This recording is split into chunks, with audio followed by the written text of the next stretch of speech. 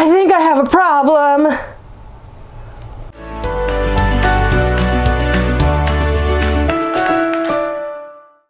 Hello and welcome to Wiggy Reviews. I'm Wiggy and I review books. Welcome to a Quickie review. What is that? Well, it means no in-depth analysis, no in-depth review, just recommendations of books and series that I love. But what series could I possibly start with, you aren't asking? Well, time to talk about the Lightbringer series by Brent Weeks. This isn't Brent Weeks' first series. That dubious honor goes to his Night Angel trilogy, which is another series I highly recommend. It doesn't focus as much on magic as the Lightbringer series, but it definitely encouraged me to keep an eye on this author when I initially read that trilogy. Maybe I'll make a future Quickie review on it. Let me know in the comments if you would like to hear about that one. And I'm glad I kept my eye on this author, because 2 years after the release of the Night Angel trilogy, the Lightbringer series began with the Black Prism, which was released, let me check my notes, August 25th, 2010, and has finally come to a close with the final book in the series, The Burning White, which was released on October 22nd, 2019, so last year. The series ended last year. The Lightbringer series is a high fantasy filled with magic, political intrigue, and, in my opinion, fantastic characters. The basic plot is your typical world versus evil, uprising, self-proclaimed king. But there's so much more in this series that, in my opinion, overshadows even that basic plot of the book. But I'm getting ahead of myself. First off, I'm going to read the insert so that you get an idea for yourself of what you can expect when you open up the Black Prism. Gavin Guile is the Prism, the most powerful man in the world. He is High Priest and Emperor, a man whose power, wit, and charm are all that preserves a tenuous peace. Yet prisms never last, and Guile knows exactly how long he has left to live. 5 years to achieve 5 impossible goals. But when Guile discovers he has a son, born in a faraway kingdom after the war that put him in power, he must decide how much he's willing to pay to protect a secret that could tear his world apart. Dun dun dun. Now, to be fair, that was like the basic overview of the plot, as compared to my basic plot that I gave you earlier. But it doesn't even go into or touch upon this elegant, brilliant magic system that Brent Weeks has created in his world, known as the Seven Satrapies, by the way. Satrapies? Satrapies. Satrapies? I'm gonna call it Satrapies because that's what I always kept saying in my head. Ooh, magic, how original. Change that tone right now. And listen up as I try to give you a crash course in chromaturgy. It's a weird word, you're probably thinking to yourself, but don't worry, I'm going to try to make this as simple as possible. Because it is simple, which is what makes it so goddamn brilliant! The magic in the series is based on light, but not just light, but the spectrum of light. And in dummy terms, for people like me, that means color. Those who have magic are known as drafters, and they basically take light and they can create this substance known as Luxin from it. Each color has its own property, ranging from hard and strong, to sticky, to slick, to flexible, to explosive, to gaseous, to straight up invisible. It opens an entire world of possibilities as to how Luxin is used in this world. Buildings, weapons, furniture, explosives, torches, traps, so many other things can be created with Luxin. And since chromaturgy is based on the spectrum of light, it means it can go beyond what our human eyes can see. It goes beyond the normal red, blue, green, yellow, purple, blah, blah, blah. And it includes things such as sub-red, otherwise known as infrared, superviolet, and peril, otherwise known as millimeter waves. I had to look that up because, of course, I did. I'm not a scientist. But what about drafters? Those who create Luxin. As with any fantasy series, there are drafters and there are non-drafters, or people without the ability to create Luxin, or norms and muns if you want to get insulting. You can't learn to draft if you aren't born with it.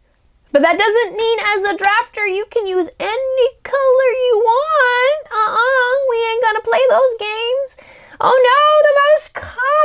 drafters are monochromes. And if you know anything about Latin or words, obviously that means they can only use one color, or they can only draft one color. Next are bichromes, 2 colors, hence the bi. And of course, the 2 colors tend to be closer on the spectrum of light. The rare instances the colors are on opposite ends of the spectrum is still possible, but rare in this world. Polychromes are the rarest drafters, and that includes anywhere from 3 colors to all 7. But we'll get to the all 7 in just a moment, because that's a special case. But overall, polychromes of any variation are highly prized and sought after and are treated like... They're basically treated like the elite. There are other varying categories within drafting, but I want to leave that for the books to explain, because it's fascinating going on the journey of learning everything about this magic system. But I will mention that there is, of course, with any good story that includes magic, you cannot make everything all-powerful, and there is a limit to how much drafters can draft. If they draft too much in a short period of time, they get something called light sickness, basically a very bad hangover. And that doesn't sound too bad, right? Oh, they get a headache. Oh no, they get a little nauseous. Well, that's not quite all. The more drafting, the more damage that is done to the body and to the mind. There is a limit on how much drafting a person can do in their lifetime. And the way to tell how much longer a drafter has is to look in their eyes. You know, the windows to the soul. The iris of a drafter over time starts to fill with the color Luxin that they draft. They call it the halo, you know, the little circle.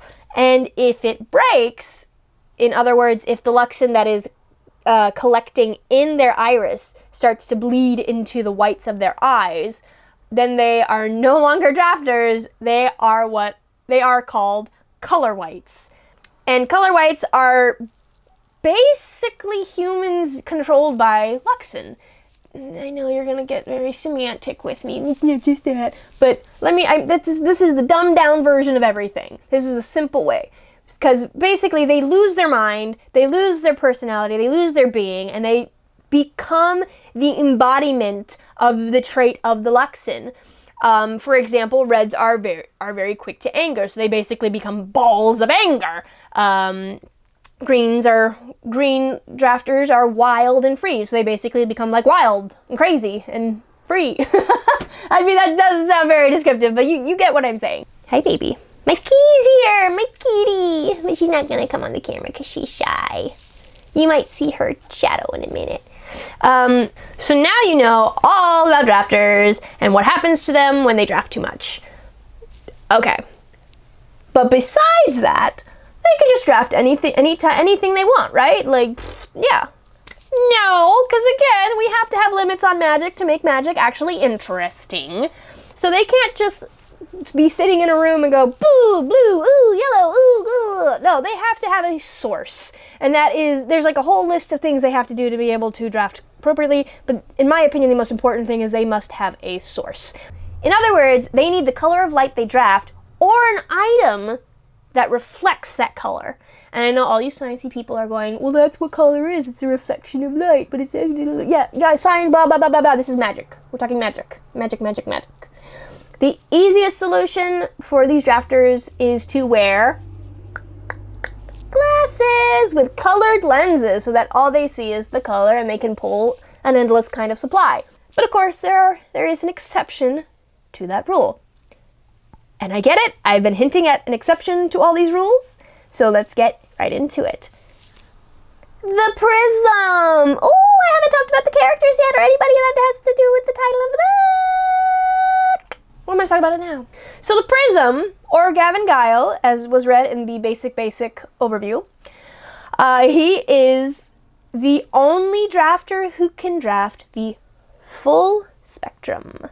And he doesn't need the color present, he just needs light. He can look at a white light and he can pull the color from white light. Or they call it splitting, I believe. He splits the light. And he's the only one who can do it, and prisms are only born once every generation.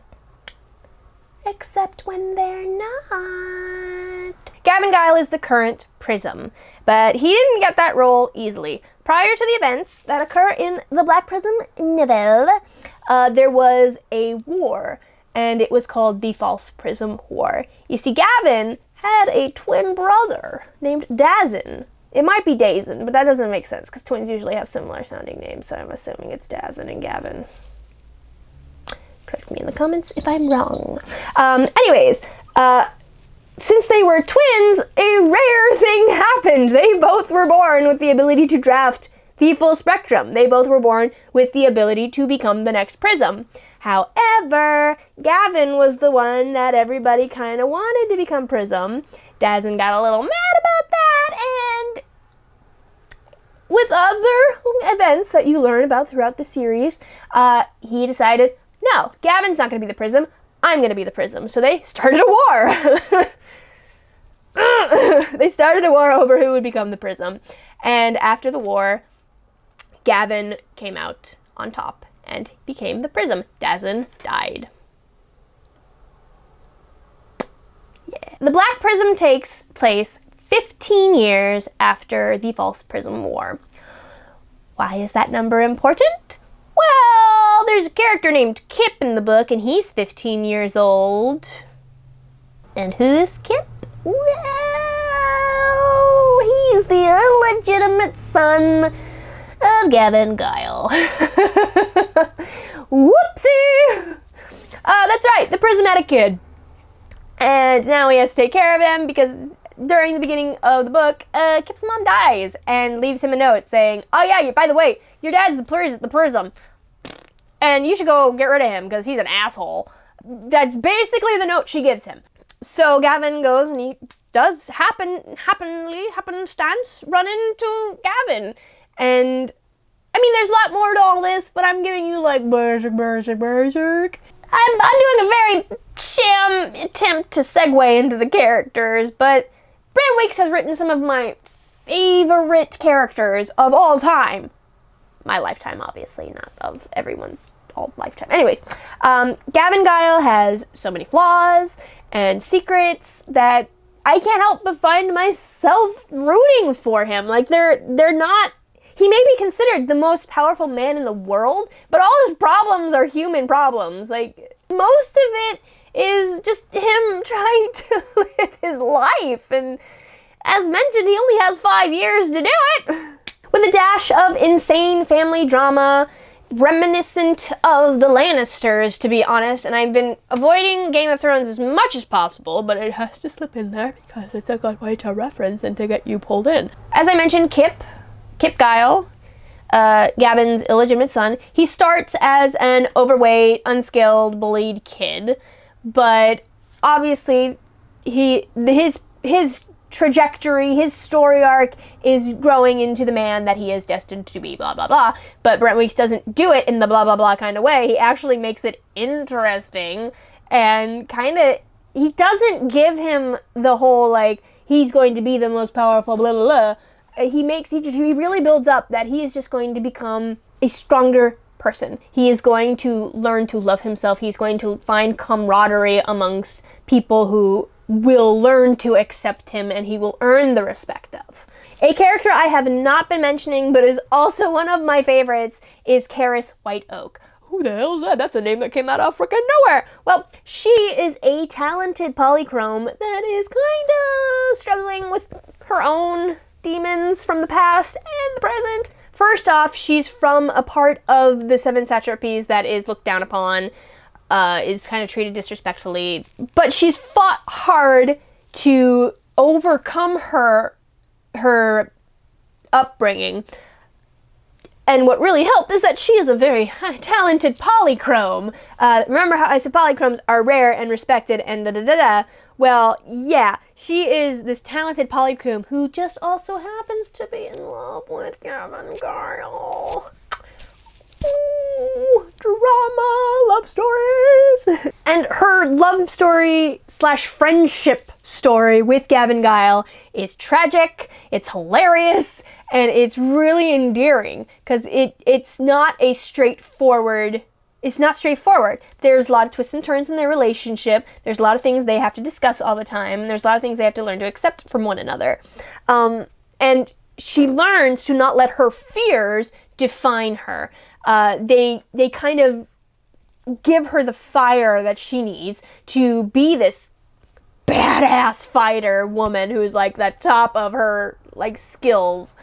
God, I love her. This would also be a point where I would probably try to mention the antagonist, but honestly, it would kind of be a spoiler a little bit for Black Prism, and we're not doing an in-depth analysis, in-depth review of this, so I'm not going to get into spoiler territory. They're interesting. You get very small glimpses of them interacting with our main characters, but at the same time, they still have that threatening presence. I don't really know how to explain it. The threat is there, but it's overshadowed by everything else going on in the protagonist's life. Like, I know the ultimate baddie is dangerous, and I know he's really wrecking the Seven Satrapies and doing all these awful things, but I'm more worried about what's happening at the like, Cremaria, which is, like, the school where everybody ends up going all the time. Like, I'm very interested in what's going on with the antagonist, and I kind of don't really care, or the protagonist, and I kind of don't really care what the antagonists are doing. They're just kind of over there doing their thing, being threatening when they need to be, but not really the main focus of, at least initially, the first half of this series. Sorry if that doesn't make sense. I mean, like, I find my time just not really interested in their chapters unless my main characters are there having character conflicts in the middle of fights. True talk, overall, I love this series. It has literally become one of my all-time favorite fantasy series. And I love recommending this series. I recommend it to everybody. I recommend it to my friends, to strangers, everyone. It was my #1 recommendation when I worked at Burns and Normals. Yeah, I'm not gonna risk that. The magic system is such a breath of fresh air. It's well balanced, easy to understand once you learn all the terminology, and fun to read about. The battle scenes are exhilarating, and I don't say that a lot. Sometimes battle scenes can drag on and be very confusing. But Brent Weeks has a way of writing these battle scenes that it's easy to follow what's going on. It's not difficult to keep track of all the characters. The political intrigues that are also in this book. Like, this book has so much stuff in this series has so much stuff in it. But there's political intrigues packed on top of all this character drama, and it's not overwhelming. It all just kind of fits perfectly together, and Brent Weeks balances it to such an amazing degree that it makes everything great. I can't even begin to scream to the heavens how much you should read this book, this series. Relatable and intriguing characters, a beautiful, well-defined world, ever-twisting and turning plots that keep you guessing and enthralled until the end. What else do you need? What else can I say to get you to pick up this book? How about this? There's 5! There's 5 books in this series, and they are all huge books. They're all thick books, over 600 pages long. This is the first book, Black Prism. This is the second book, The Blinding Knife. I got the third book, The Broken Eye. Fourth book, The Blood Mirror. And of course, the final book that just came out last year, The Burning White. I mean, there's 5 books, and they're all huge. Like, if you need a series to get you through the winter. There's also paperback available if you are not a fan of the hardcover. Except for The Burning White, because it just came out. But, I mean, by the time you finish reading the paperbacks of all 4, you probably will be able to pick up the 5th in paperback form. But of course, each book is a commitment. I'm not gonna lie. I've been promoting that as a selling point, honestly. But I wouldn't ask any less from Brent Weeks. His original trilogy, The Night Angel, were thick books as well. And there's only 3 in that, hence the trilogy. So if you want to just kind of test out if you like his writing style, definitely pick those up. I have them right there. Here they are, right there. That's them. They're in paperback. There's 3 of them. They did not get released in hardcover, and they were all released in the same year, so they're all available. I don't think I have anything else I can say about this series except go get it, read it, love it. If you don't love fantasy, but you want to step into the world, maybe even this might be the book that gets you into fantasy. I don't know. But enough ranting, raving. This series is amazing.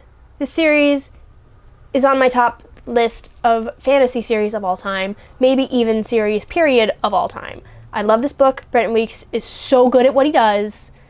I love these characters. There's a lot of characters. There are a lot of characters. But they're easy to keep straight once you really start to love them. And that sounds really weird, but if you are a person who reads like me, characters are very important to stories. And this one has so many good characters. Thank you for joining me for this quickie review. If you enjoyed this video, don't forget to leave a like. And if you haven't already, subscribe. If you've read this series, make sure to leave a comment below. Did you love it? Did you hate it? Did parts of it frustrate you? Is there a character you just couldn't stand? Is there a character you absolutely love? Leave a comment. Let us all know. Also, don't forget to tell everyone in the comments what kind of drafter you are. I personally think I am a yellow-green bichrome. I'm a clear thinker. I know I don't come across that way in videos, but I promise you in real life I am a clear thinker, with a bit of a wild side. Once again, I have been Wiggy. This has been Wiggy Reviews, and I'll read you later. Bye!